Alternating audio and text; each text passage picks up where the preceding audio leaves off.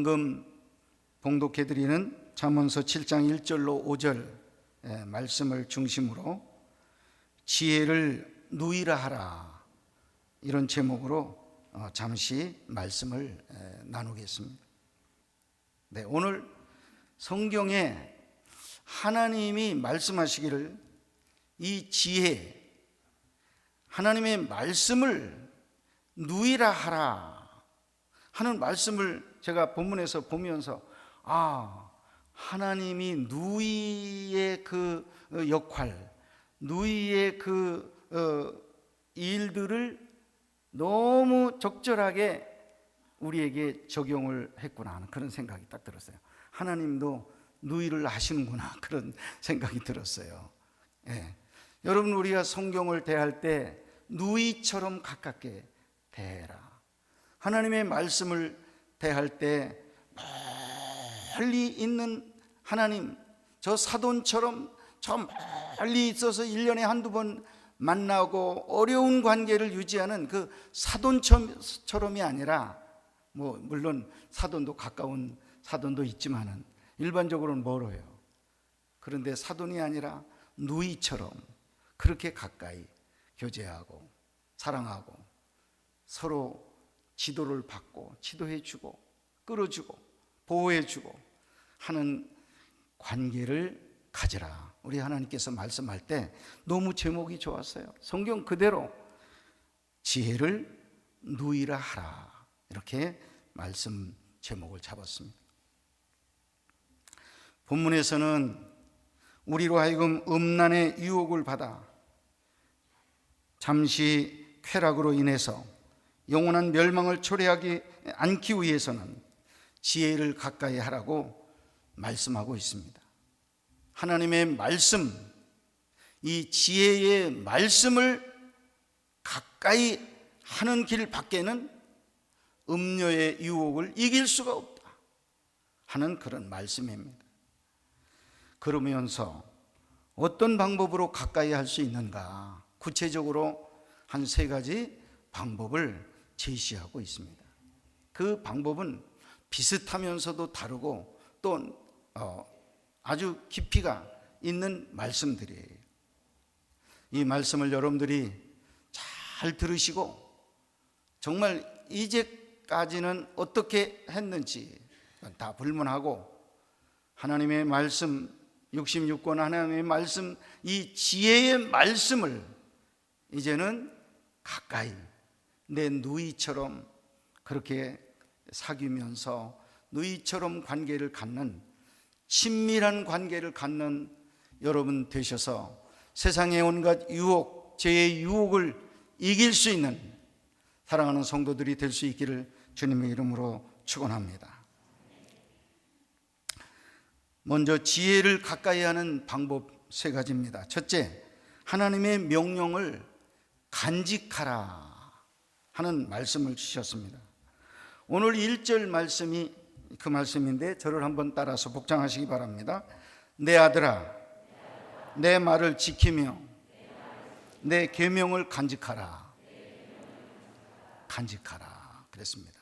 내 계명을 간직해야 된다 하는 말씀이에요.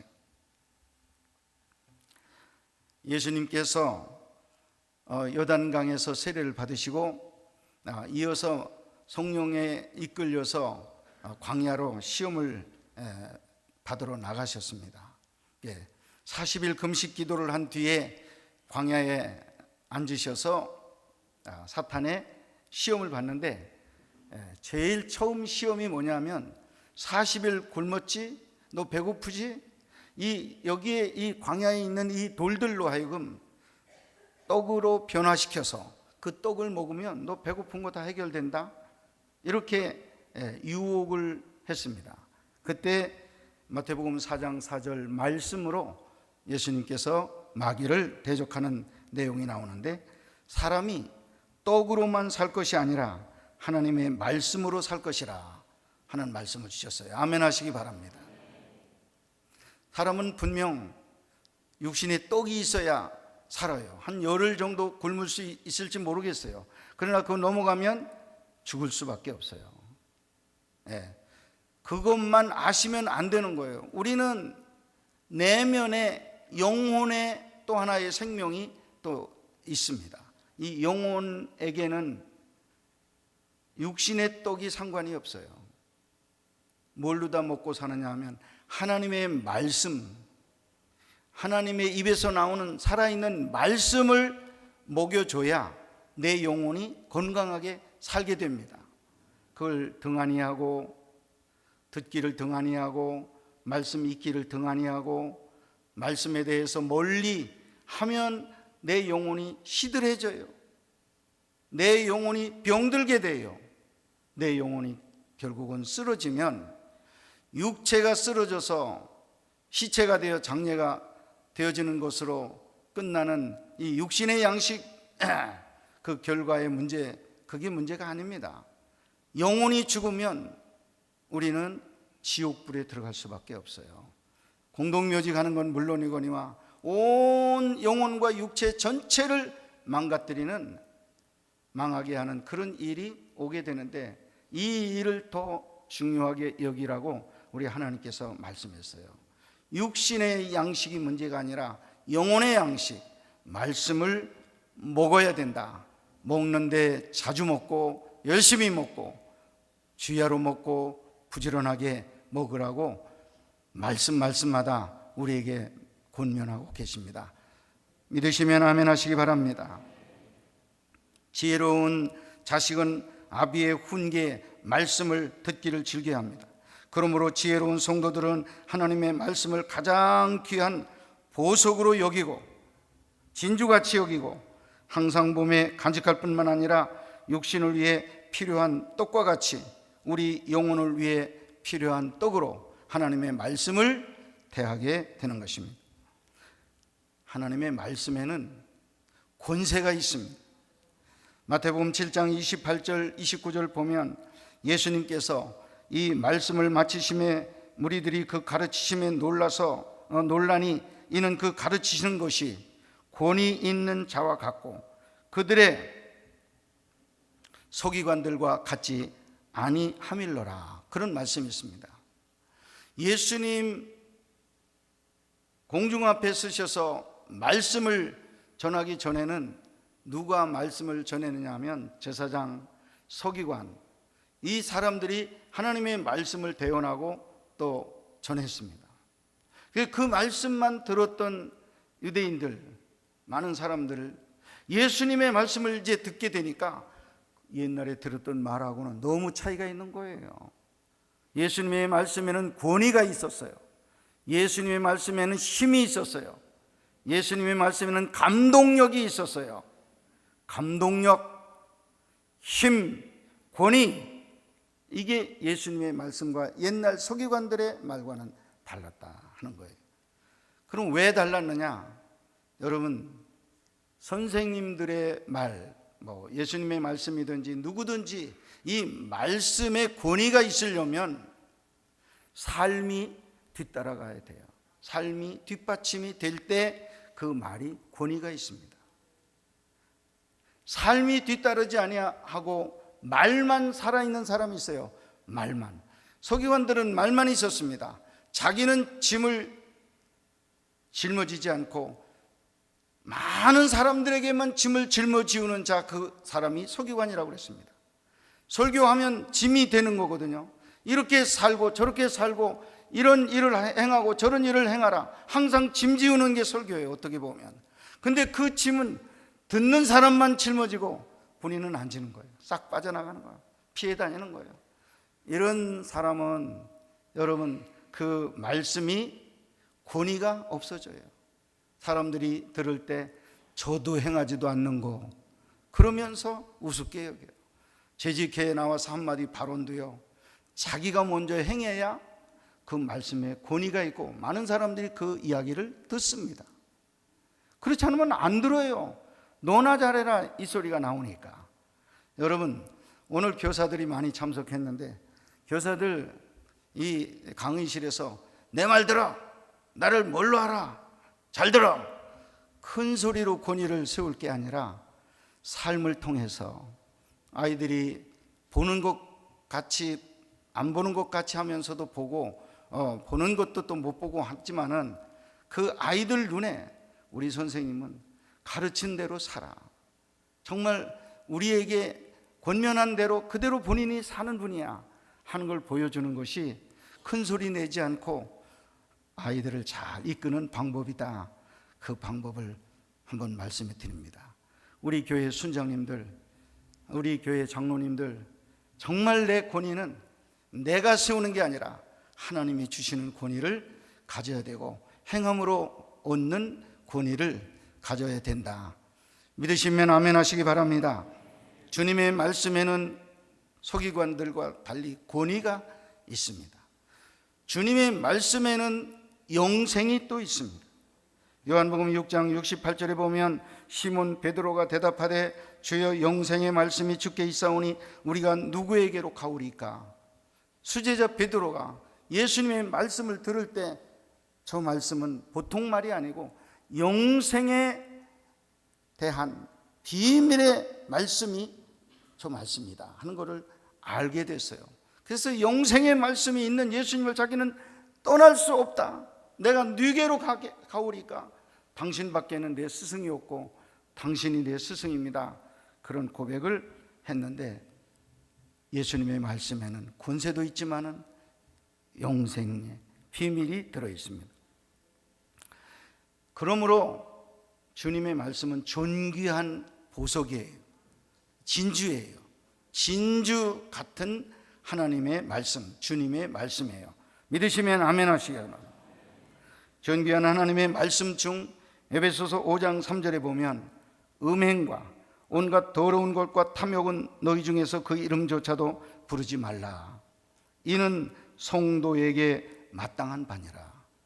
사랑하는 성도님들, 여러분들은 음행과 온갖 더러운 것, 탐욕 이름도 부르지 말라고 그랬어요.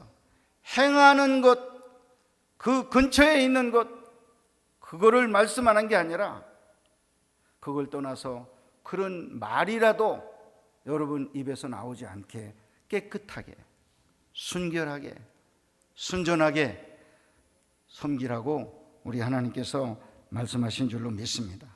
이 말씀을 늘 마음에 간직해야 돼요.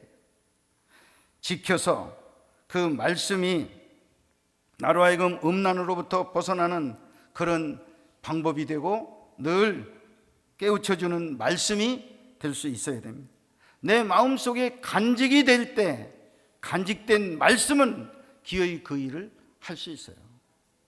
말씀을 듣고 날려버려요, 흩어버려요, 잊어버려요. 그러면 그런 유혹이 올 때 그걸 지킬 능력이 없어요. 붙잡고 간수하고 간직한 사람만 이길 수 있는 능력이 생기게 될 줄로 믿습니다. 하나님의 말씀 지혜를 간직하는 여러분 되시기를 바랍니다. 두 번째, 하나님의 말씀을 진지하게 지켜야 된다.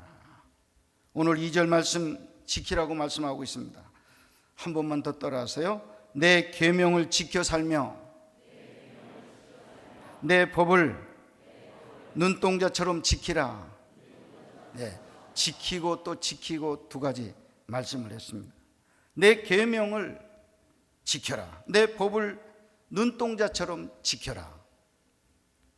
여러분, 이 육신의 그 모습 우리가 좀 살펴보면 너무너무 신기한 게 많아요.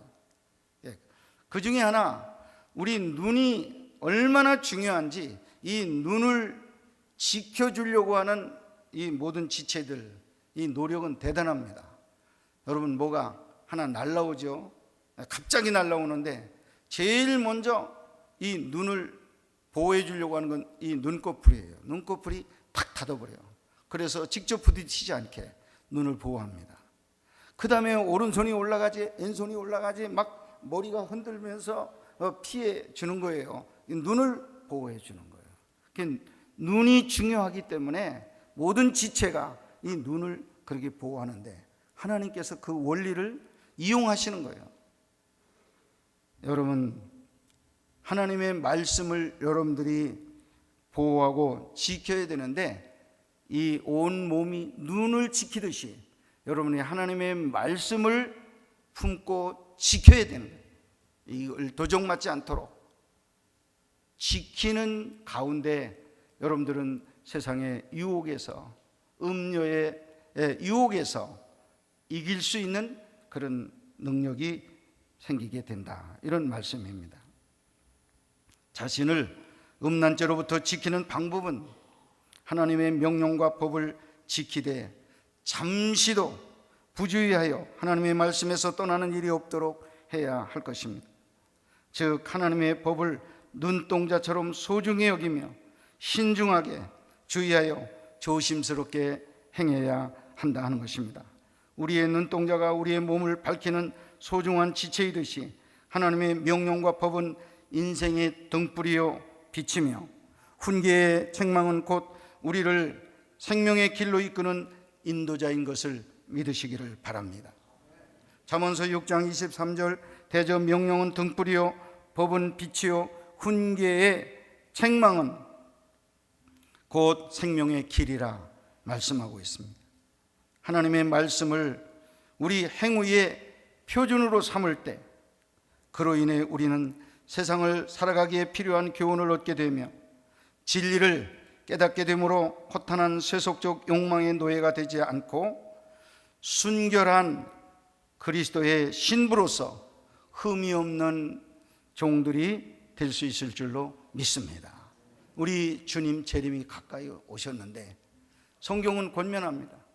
주님의 재림을 너희 영과 혼과 몸에 흠도 없고 티도 없이 우리 재림의 주님을 맞이하는 자 되기를 기도하고 힘쓰라고 말씀했는데 흠없는 성도들 되시기를 간절히 축원합니다. 세 번째는 하나님의 말씀을 마음판에 새기라고 또 말씀하고 있습니다. 3절의 말씀인데 다시 한번 저를 따라해 주시기 바랍니다. 이것을 내 손가락에 매며 이것을 내 마음판에 새기라. 예. 여러분 성경 암송 카드를 주머니에 놓고 다니는 분들이 많이 있어요. 정말 좋은 일 하시는 겁니다. 자투리 시간을 여러분들이 뭐 헛된 생각하지 않고 그때그때마다 암송할 말씀을 찾아서 한 5분, 한 3분, 뭐 7분 그거 암송하는데 얼마나 좋은지 몰라요. 암송 카드를 가지고 다니는데 성경은 하나님의 말씀을 우리 미간에도 붙이고 우리 목에도 매라고 그렇게 말했습니다. 목에도 매고 손목에도 매라고 그랬는데 오늘 본문에는 손가락에도 하나님의 말씀을 좀 붙이고 매고 다니면 좋겠다. 하나님의 말씀을 외적으로 그렇게 하고 다니면서 새기라는 거예요. 그러면서 보이지 않는 이 마음판은 비석을 이렇게 쪼아서 글자를 만들듯이 여러분의 신비를 쪼아서 계명을 만들어서 새겨 넣으라는 거예요. 여러분 하나님의 말씀, 이 지혜의 말씀을 간직해야 되고 지켜야 되는데 거기 한 걸음 더 나가서 마음판에 새겨 넣으라고 말씀하고 있습니다. 아주 완전하게 새기라는 거예요. 예.